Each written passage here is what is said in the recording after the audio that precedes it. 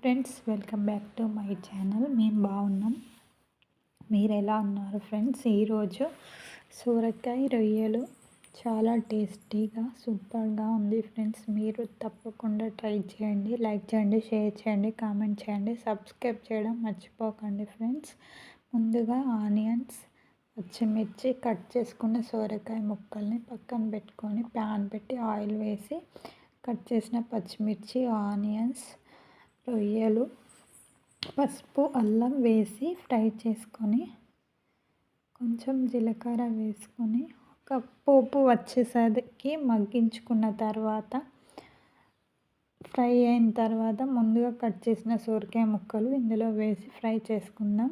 ఇలా ఫ్రై చేసుకున్న ముక్కల్లో కొంచెం సాల్ట్ వేసి మగ్గించుకుంటే వేడి వేడిగా సోరకాయ రొయ్యల కర్రీ రెడీ ఫ్రెండ్స్. సూపర్ టేస్టీగా ఉంటుంది. తప్పకుండా మీరు ట్రై చేయండి. Thank you so much.